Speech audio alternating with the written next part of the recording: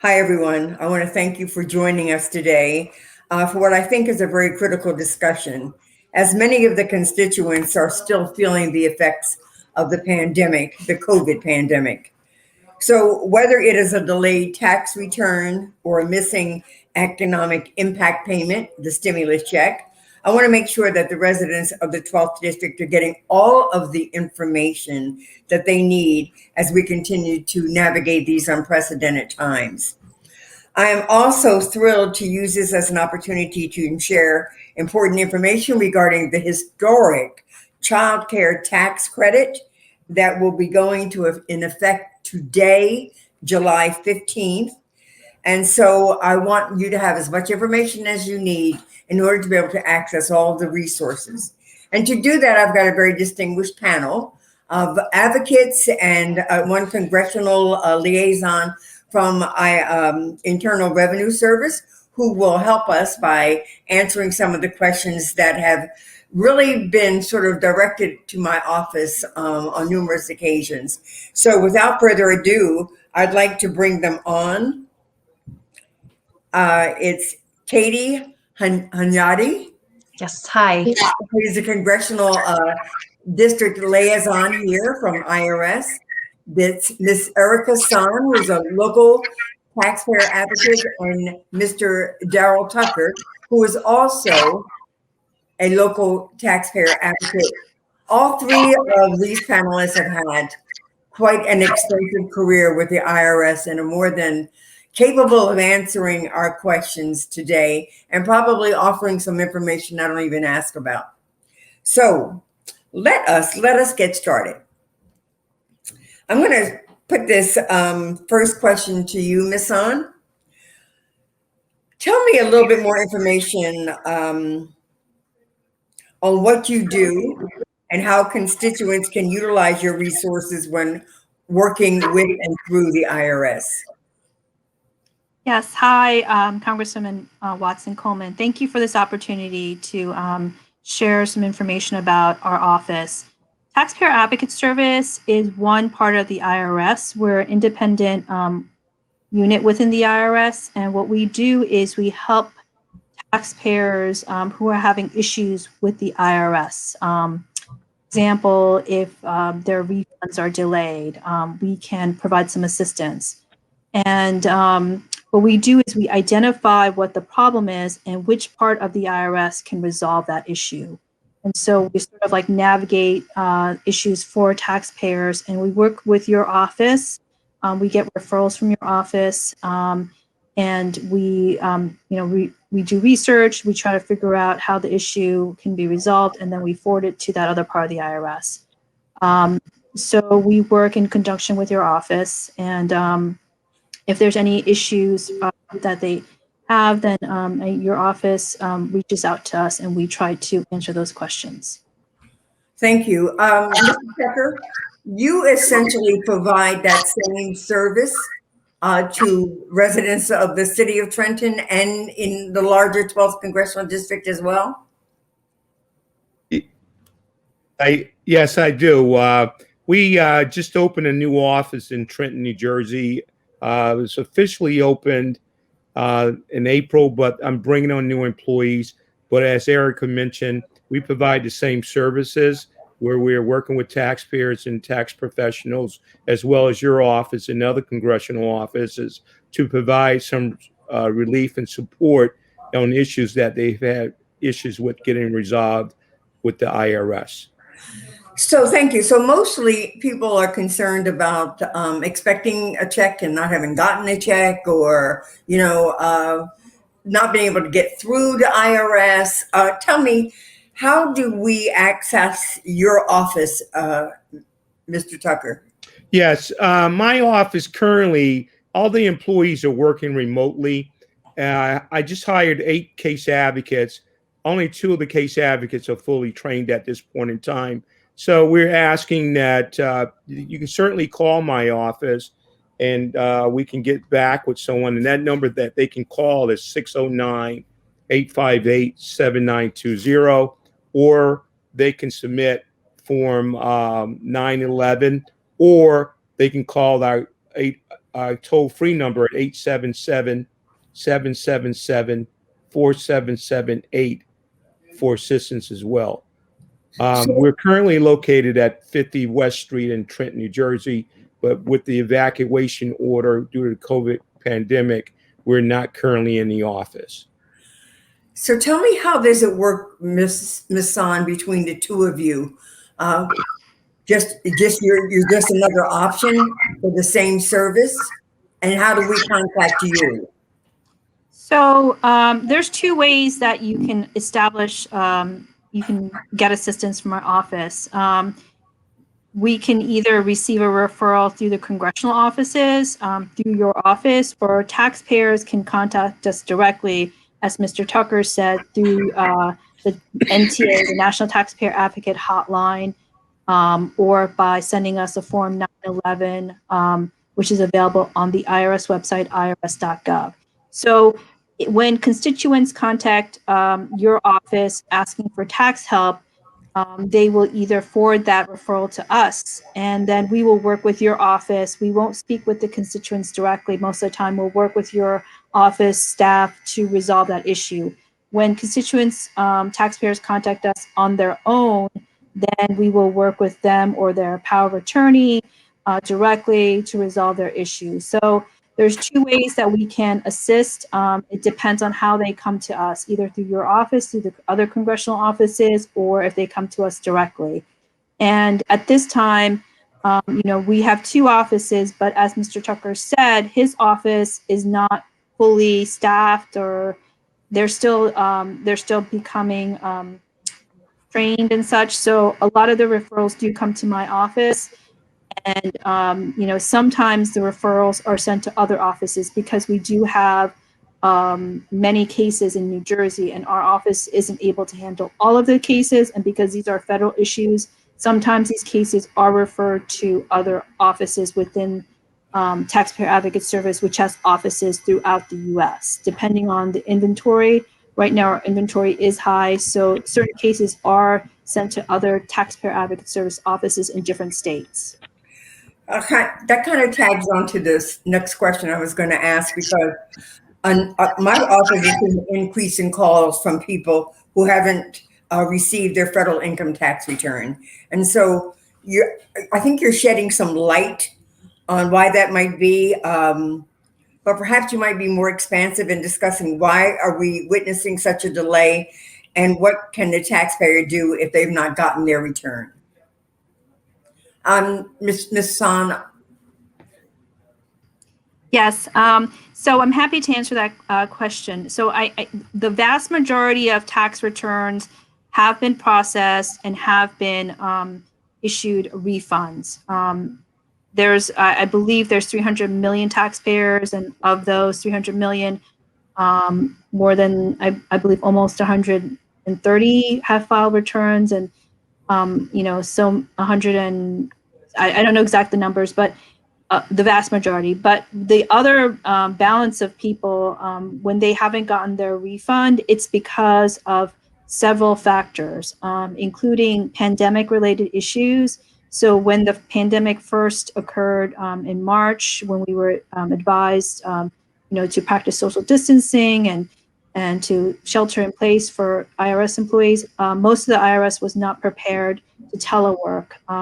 So what happened was that certain sections of the IRS really had to stop working, including submission processing, where the returns are processed. So if you filed a paper return, there were several months when those paper returns could not be processed. So there was a huge backlog.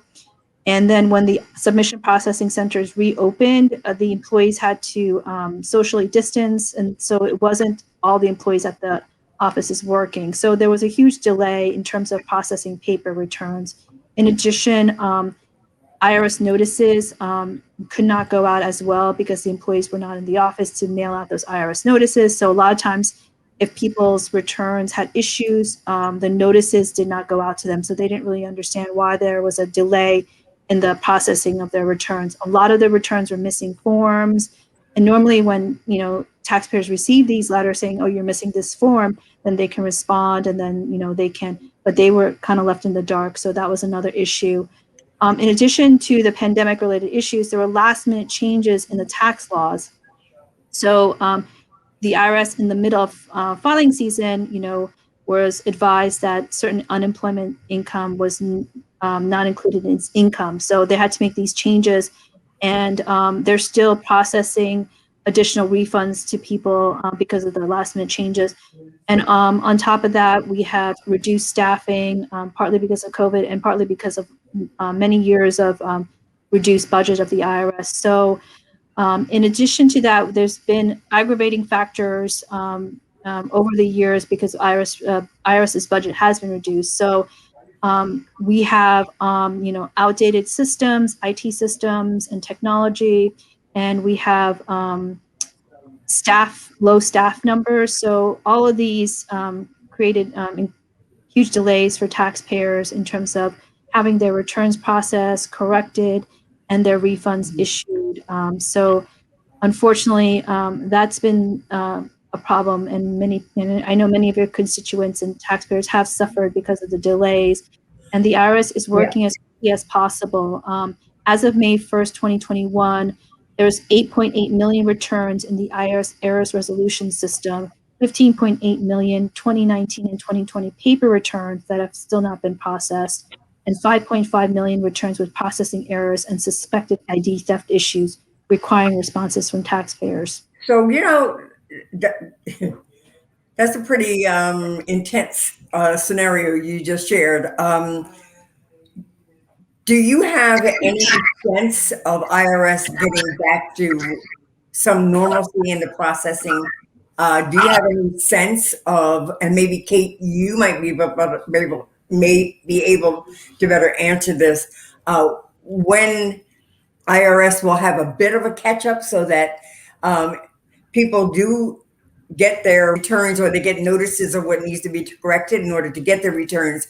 Because in addition to that, doing that, you now have a responsibility under the child tax credit to send people their monthly checks if they're eligible, and dealing with people who don't know if they're eligible. And then you also have the stimulus checks. Everyone hasn't received their stimulus check. So all three of those are quite important to keeping people afloat during a very difficult time for them. And I'm wondering, what can we do for the individual who hasn't received a return? Should they call someone? Should they just be patient? What should they do? What should we do about the individual who hasn't received the stimulus check, may not have completely filled out all of the necessary paperwork for that? What is it that these individuals should expect? So I'll go ahead and take that one. Daryl, Erica, if you want to, please chime in.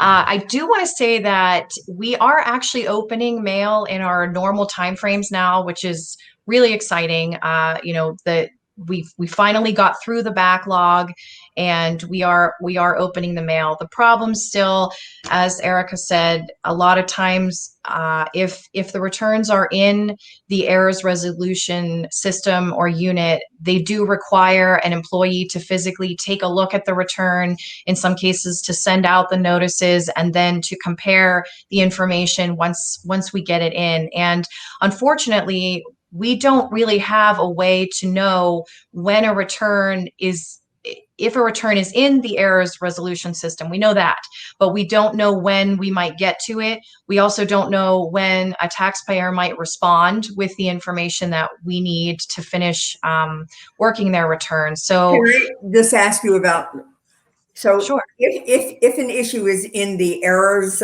resolution process, but I, as a taxpayer, just don't have any idea where it is. I know that I sent my tax return. What should I do?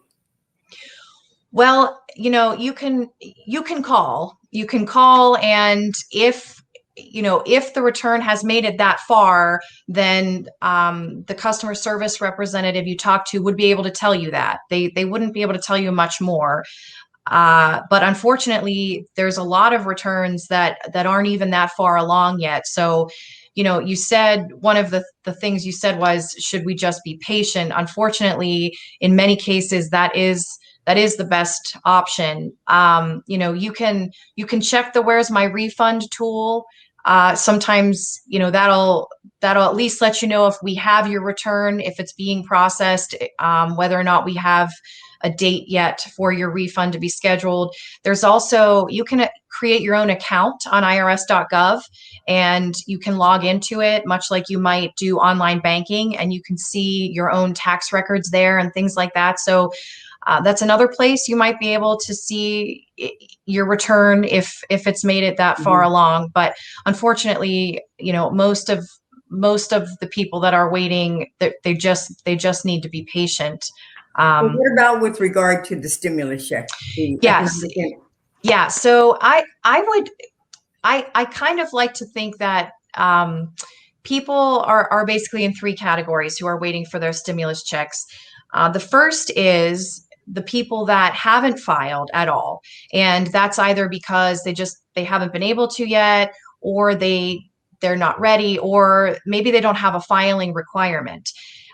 If you are in that category of people and you haven't gotten your latest stimulus payment, then you are going to have to take some action. You are either going to have to file a tax return, or I'm actually excited to announce that the non-filer portal, which we created last summer, actually, I guess, and then into the fall, to allow people to input their information, is available again. But you can only use that if you don't have a filing requirement. So if you don't normally file a tax return, you're not required to. You can use that non-filer tool, enter your information, and you can get your stimulus payment. It will also work for the child tax credit payments as well. If you do have what's that? How do you access it? Well, it's on irs.gov, and if you navigate to the child tax credit section, because it is in there, you'll see a link that says non-filers, enter your information here. But I do want to caution you, if you do have a filing requirement, you do not want to use that portal, because it essentially does create a tax return for you. But if you later have corrections to make, it can cause issues. So you only want to use that if you don't have to file another return. The second group of people are those who have filed 2019 or 2020, but the return has not been fully processed yet. If that's the case, that's why you haven't gotten your third stimulus, because we just don't have the information yet to issue it to you. The bad news is, for people in this category, they are going to have to be patient. But the good news is, once the returns are processed, that stimulus will automatically be issued. They won't have to do anything else. And then finally, the last category of people are those who have filed their tax returns and they are fully processed, but they haven't gotten their stimulus for whatever reason. If you are in this category, the first thing I would suggest is that, again, go on irs.gov. There's a tool, a portal, whatever you want to call it. It's called Get My Payment. And you can check there to see if there's any information about the third stimulus. If it says that we mailed a payment to you or we direct deposited a payment, then I would say as soon as possible, you want to initiate what's called a payment trace. You can do that over the phone, or there's a form, a 3911 form that you can use. And as soon as we get that form, we start the process. It takes a few weeks, but once we're able to track down what happened to that payment, then we can correct your account so that we can see that you in fact did not get the stimulus, and then we can issue it to you. Once the trace is finished, again, you don't have to take any action. The account will be corrected, and then the payment will automatically go out. If you check the Get My Payment and there is no information there, then something has gone wrong. And in that case, what I would recommend is that you initiate a formal inquiry with the congressional office in your district. And that way the staff can get in touch with my office and we can do some research on your account and maybe let you know what's going on. And if a resolution is needed, we can help you with that as well. So that pretty much covers the third round of payments. I think everyone fits into one of those boxes. So would that involve Mr. Tucker or Ms. Son also as advocates? I'll address this, and they can pop in if they like. So the Taxpayer Advocate Office is not able to work the stimulus cases that just involve the stimulus. And the reason is because there is not really a process in place for them to intervene on the taxpayer's behalf. But if there's an issue with the return, for example, if someone is looking for their refund and they go to the Taxpayer Advocate to find out the status of that, sometimes their economic impact payment issue can be resolved as part of that resolution process with the return. So if it's part of a bigger issue, sometimes they can help. But if it's just the stimulus, then they can't really assist. Okay, I want to get into a little bit about the child tax credit and what's going to happen today, hopefully. But before I do that, I want to ask you this. If a person doesn't have access to the internet, can a person call and still get access to the information banks that those portals represent? Yes. In fact, if you initiated a formal inquiry, if your staff contacted us, someone would have to complete the privacy release form, and it came to our office, we could get that information. Same information you could get online. But I'm talking about a taxpayer directly. Yes, they could. If they were able to call, they'd have to verify their identity. They could get that information. I know it's difficult sometimes to get through on the phones, so I don't always like to recommend that. But yes, they could. So I'm quite sensitive to the problems that IRS has had in terms of losing staff and losing resources. But I'm also really concerned that the payments that we just talked about, really, particularly the stimulus payment, were for people who were just hanging on. And it was our way of trying to help them to hang on. And so it is, it is sad that their checks are caught up in a system. And hopefully we can clear that up and get things rolling. But today is going to be the first time the child tax credit is sent either electronically or in a check form to eligible families.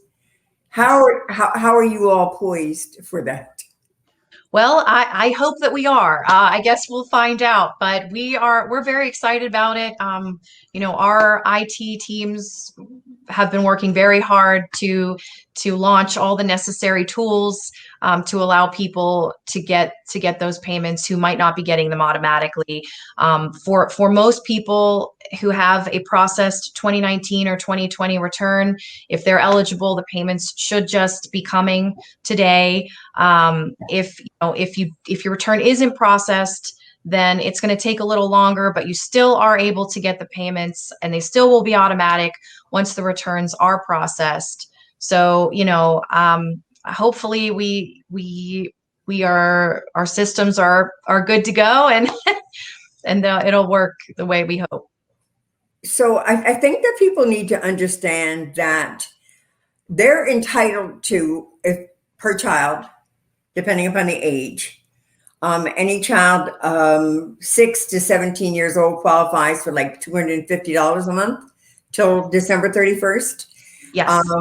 And anyone with a child under 6 is entitled to $300 a month. And individuals who earn $75,000 a year are eligible. Head of household individuals are $112,000 per annum, and married couples $150,000.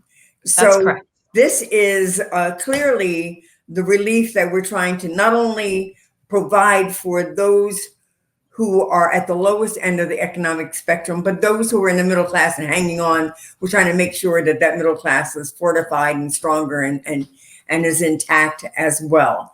And yes, you all, predicated upon the information you have in your system, will determine who gets 300, who gets 350, et cetera, right? Yes, So- that's correct. So if a person hasn't filed their income tax, what decision will you be making with regard to their child tax credit?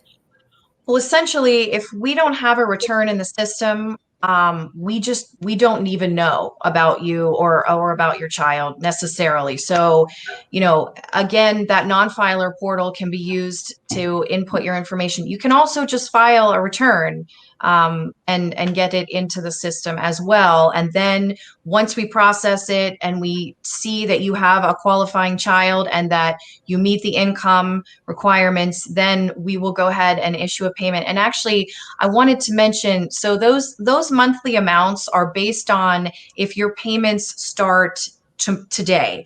So, and the reason is because there's 6 months left in the year, and they're going to be equal payments issued in 6 monthly installments. If your payment starts later, for example, let's say your tax return gets processed in 2 weeks, and then we see, oh, there's a child here and a person that needs and is entitled to the tax credit, then we will issue that payment starting in August. But it won't be the same amount. It'll be more because it'll be condensed into the 5-month period rather than the 6 month. I hope that makes sense. So at whatever point we learn about a new qualifying child, we will issue the payments. It will just happen in a shorter time frame depending on when we are made aware. In terms of eligibility, do you have any additional information? I mean, I spoke kind of generally to who was Sure. eligible. Yes. So there are, obviously you have to have a qualifying child who is under the age of 18 as of the last day of the year. You and the child, you must be able to claim the child as a dependent. You and the child must have a social security number. Your primary residence must be within the U.S. for at least half the year. And I think those are the basic. Can I get clarification on one issue here? Because the information that I had was that you may be a parent who doesn't have a social security number, but if your child has a social security number, you can get that that payment on behalf of that child. It's my understanding that the parent who's claiming the child also has to have a valid social security number or an ITIN. An ITIN yes. is valid as well. Okay. So, and the child can have an ITIN as well. So the child doesn't even have to have a social security number. The child can just have an ITIN as well. I believe so. Okay. Yes. All right. Yes. That's good. I wanted to clear that up. Sure. I'm glad you did. Yeah, I should have mentioned the ITINs. Also, I do want to mention, with respect to helping out the middle class as well. So, the credit doesn't just go away after those income thresholds. It does get reduced based on your income, but it doesn't get completely phased out until, for a single filer, it's $240,000. For a married couple, it's $440,000. So it takes quite a while to get to that point where you're not getting any credit. And so I wanted to mention that as well. Yeah, that's really important information. Yeah. My legislative director and I were, going through various scenarios. Well, will you get something if you make this much? Will you get some if you're a family, you make that much? And we really wanted to make it clear that for the first time, this child tax credit was to help those who need it both the most and those who are of middle class and for whom their children are eligible because of their income. Because sometimes when we think of people being middle class, we think, well, everything is okay, they make enough money, et cetera, et cetera. And that just isn't true, particularly in a state that's sort of expensive to live in, like New Jersey. Sure. Yeah. So, for my last question, first of all, let me just say, Mr. Tucker and Ms. Son, we may not have worked your last nerve here today with questions, but you're going to hear a lot from us because we're a pretty active office and we try very hard to be responsive to our constituents' needs. And so You'll be hearing from us, and we'll be referring people to you directly. For my last question, and I'd be glad to hear from any of you and all of you. What more do you think legislators need to think about? What should we be doing? What changes should we be making to make things a smarter, better? Well, Congresswoman Coleman, I would say to you that we certainly need the funding to provide the services that we're mandated by law to provide, and it's very difficult to do that if you don't have that funding in place to provide the services that the taxpayers need.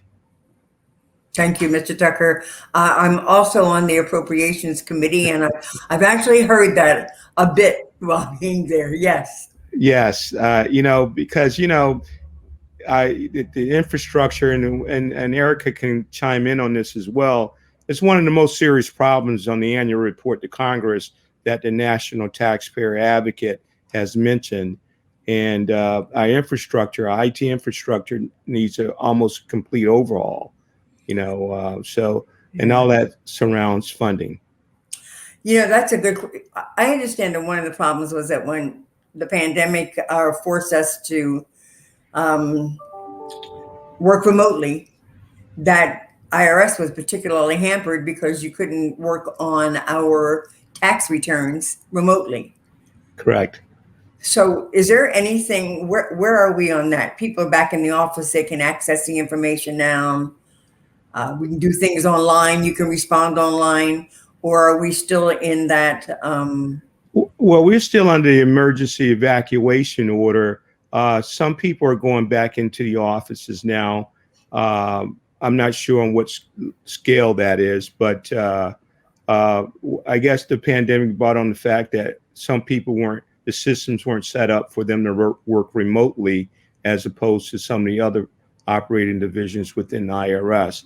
And it took, like Erica mentioned earlier, it took a couple of months before they were able to come online. And by that time, we had a pretty backlog of tax returns and so forth. So I think that's been one of the issues that has been addressed, to get everybody the ability to work remotely. That was a challenge. Thank you. Ms. Saunders and Ms. Anyadi, I don't know if you had anything you wanted to add. I just wanted to add to that, some of the functions just simply can't be done remotely. If a tax return comes in, it's on paper and it has to manually be input, then someone has to physically take possession of the return and input the information. So I think part of the issue is the disconnect between people comfortable doing things online, people who aren't. There's still a lot of people who aren't, and so we have to have ways to meet their needs as well. So I just wanted. So those who have filed their income tax by sending the form to you in mail, those individuals probably have a bit of a wait. They do, and they always do, even in the best of times. It is significantly longer to process those than the ones that come electronically, just because the computer takes a look at math errors, and there is no, the computer doesn't make transposition errors between entering numbers incorrectly. So yes, they do have to wait longer anyway. And then in this situation, it's compounded and the issue has grown exponentially, unfortunately. I just want to recommend for your constituents that if they can, to try to electronically file their tax returns and to electronically file the amended returns if they have any changes. Because when IRS receives a paper return, an employee actually has to manually enter that data into the system. It's not like it's scanned in, unfortunately. So it's very labor intensive. It takes a lot of time. So it's really important that if your constituents are able, they should try to electronically file their tax return or their amended returns, because that will help the IRS process the returns and get the refunds to them much faster. And also for everybody to check their information on their tax return, even if it's prepared by a preparer, they need to make sure that all the information is correct, because preparers make mistakes. Because when information is not correct, there's missing forms, then it delays the processing of their refund as well. All righty then. Unless there's any additional information you kind of like want to impart, any more wisdom, we probably can wrap this up. And I can tell you that I really appreciated having this opportunity to see you and to talk with you. And I know that you'll hear from us, Mr. Tucker or Ms. San. We'll be on first name basis at some point. And Ms. Hanyadi, thank you so much for being our liaison. And we look forward to working with all of you so that all of our 12th congressional district constituents get the returns on those resources that are available to them based upon their eligibility. So I thank you so much for taking this time to be with me. Today is the day for the child tax credit. So yay, let's get it on. Thank you and God bless. Thank you. Thank you, Congresswoman. Thank you so much.